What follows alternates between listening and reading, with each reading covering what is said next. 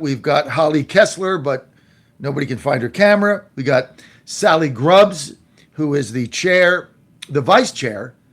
Sorry, Josh, the vice chair of the Republican Party of Georgia. Greg Dolezal running for lieutenant governor. He's state senator from Forsyth County. Celestine James is with us from Veterans for America, and Jackie Harling is with us as well. And of course, Jackie is the chairwoman of the 14th district. So tell her I need that ad from Dolezal. We have to run that. So find that while we're talking about the 14th district. So, Jackie, here we are, the day after. You ran a beautiful organization. You got 97 candidates on the ballot. The Democrats spent, I don't know how much money on this guy, Sean, whatever his name is. What's his name? Sean something? I'm trying to block it out. It's Sean Harris. I'm trying to. Sean Harris. They spent millions and millions of dollars to get basically 36% of the vote. Whoa. Wow. I'm fired up. The Republicans got 63.5% of the vote, led by Clay Fuller, who crushed.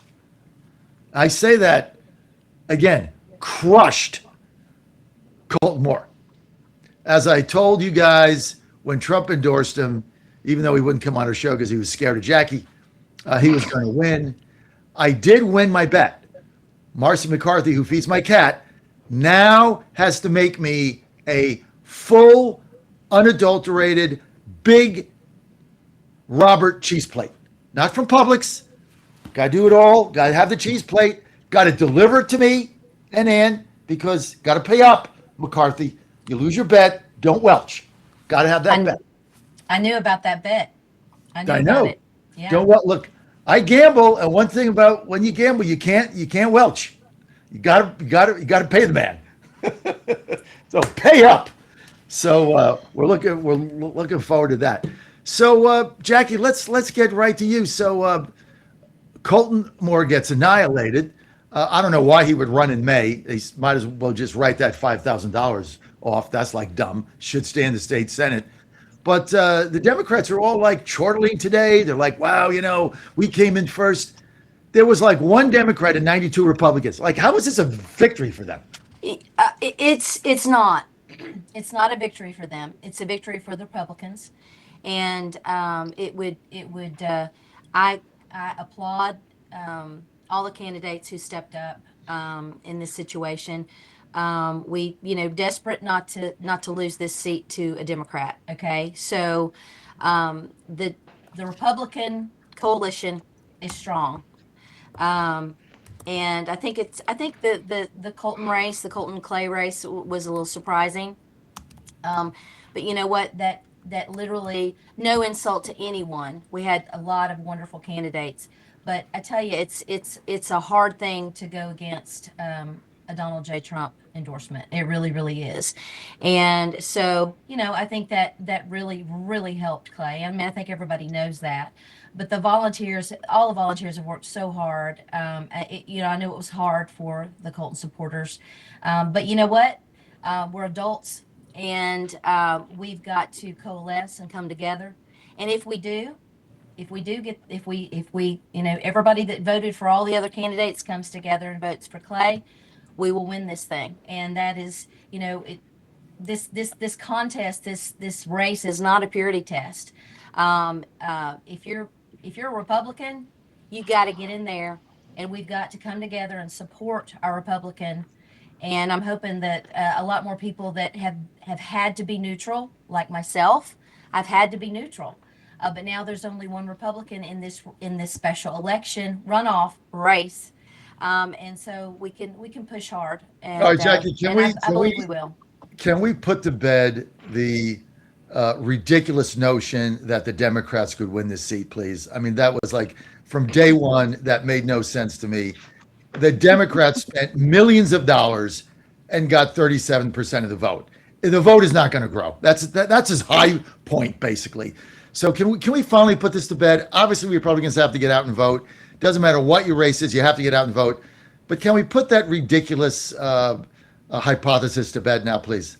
With all of the forces coming against the Republican Party and the Republican nominees, I'm never going to put that to bed, because as soon as we get complacent is when we lose. Not talking about So we being can't do it. complacent, but you got to be honest on this show. The Democrats have no chance of winning this seat. This is a Republican seat. Somebody's going to win 65 to 35. Green got 69%. The Republican here will get 65%.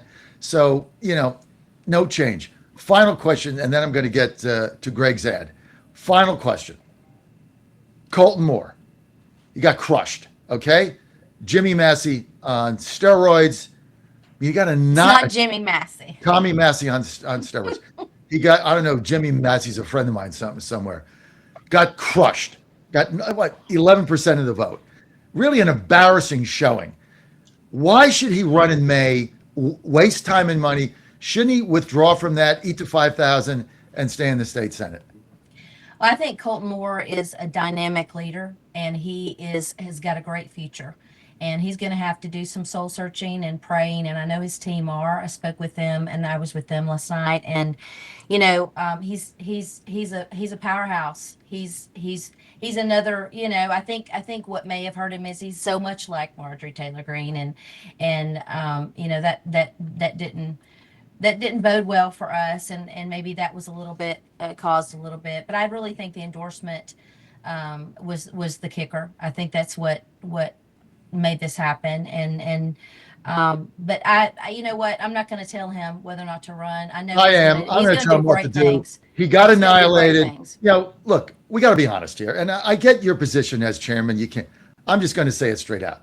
You spend that kind of money. You're known, you're a state senator, you get 11% of the vote. 11%. You get beat by 25 points. Stay in the state Senate. Running in May ends your career. You're going to get crushed again. So it makes no sense. Eat the 5,000, move on. I know you can't say it. I can. I'm going to get to Sally, and then we'll get to Greg's ad. Sally, your assessment of what went down last night. John, I was watching the numbers very carefully. There was an independent, a couple of Democrats in the race. To your point, I think it's a safe red seat. I've looked at the numbers by county and that kind of thing. Unfortunately, in my county, in Cobb County, the Democrat did fare better. That was kind of to be expected. You also have the guy going, Republicans for him. So I think there were a lot of people that were put off, but when it comes to coming back out again, I don't know that they'll be coming back out in May. So I think the seat is safe, but what this highlighted for me is the Trump endorsement does matter. It really does matter. And what I think could have hurt Colton, frankly, is not necessarily how Marjorie was when she was in the House, but it's basically what she's been doing since she left the House.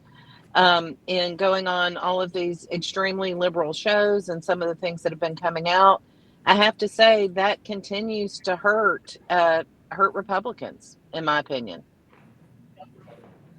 I don't think it helped. And look, I'm not a fan. I said earlier in my narrative that there's a handful of anti-America First or whatever it is voices that the fake news media gives an overextended welcome to, that says our party's divided or our movement's divided. It certainly wasn't divided yesterday. I mean, Trump backed Clay Fuller. Nobody heard of the guy, wouldn't come on our show. Consultants told him, Jackie Harling's too scary. She might ask a legitimate question. He doesn't come on. That's hilarious. He's petrified of the woman because the consultants ran his campaign. He had Trump's endorsement, but look, he didn't do anything. He got 35, he got 36% of the vote and crushed everybody else, including Jim Tully, that ran around the district really, really hard and got 6 or 7% of the vote. So Trump endorsement does matter. Okay, Greg Dolezal is with us. I'm going to get to other two ladies very quickly, Holly and Celestine. But